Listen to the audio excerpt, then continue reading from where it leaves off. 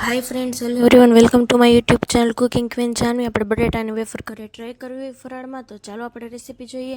સૌથી પહેલાં તો આવી રીતના વેફરની પતરી કરી લેવાની.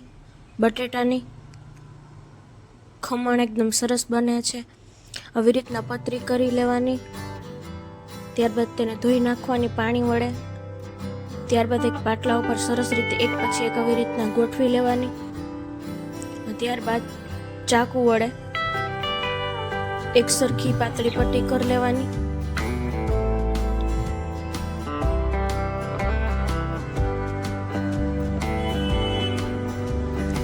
એવી રીતે બધા જ વેફરને તૈયાર કરી લેવાની. જો વિડીયો ગમે તો વિડીયોને લાઈક, કમેન્ટ, શેર અને અમારી યુટ્યુબ ચેનલ કુકિંગ ક્વીન જાનવીને સબસ્ક્રાઈબ કરી નાખજો. ફરાળમાં હાલે એવું છે ને નાસ્તામાં પણ આપણે ટ્રાય કરી શકીએ છીએ. આવી રીતના તૈયાર કરી લીધું છે. હવે આપણે એને એક લોયામાં એડ કરીશું, પાણીમાં. એકદમ સરસ બહાર કાઢી લેવાનું. ત્યારબાદ ગેસ ઉપર તેલ ગરમ મૂકીશું.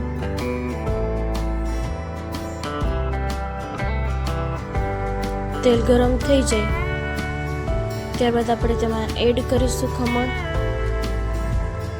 ફરાળી ચેવડો કહીએ તો પણ ચાલે.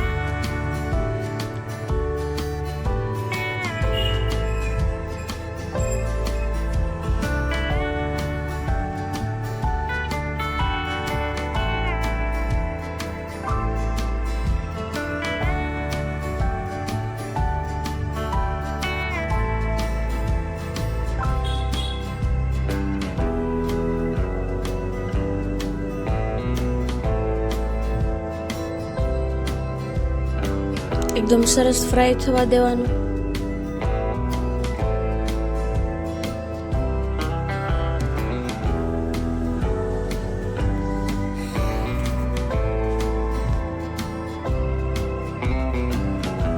ત્યારબાદ તેને આપણે એક લોયામાં એડ કરીશું, ખાલી લોયામાં.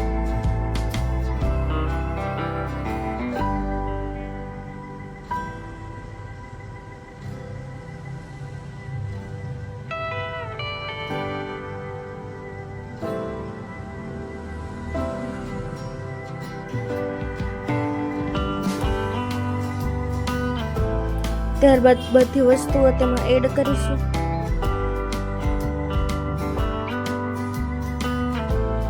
લોયામાં થોડું તેલ ગરમ મૂકી અને એમાં જીરું અને લીમડાના પાન એડ કરીશું. માંડવીના દાણા એડ કરીશું. વરિયાળી પણ એડ કરી શકાય છે. હવે આપણે ચેવડામાં એડ કરી દઈશું. ખાંડ પાવડર એડ કરીશું. એકદમ સરસ કાજુ અને કાળી દ્રાક્ષ એડ કરીશું અને એ પણ આપણામાં એડ કરી દઈશું.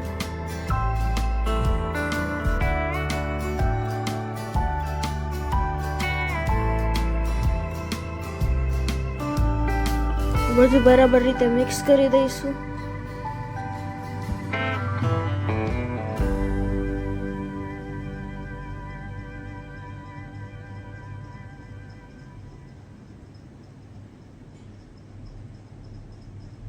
એકદમ સરસ ચેવડો તૈયાર છે. ફરાળી ચેવડો ઘરે ટ્રાય કરી શકો છો. આ ચેવડાને તમે સ્ટોર પણ કરી શકો છો.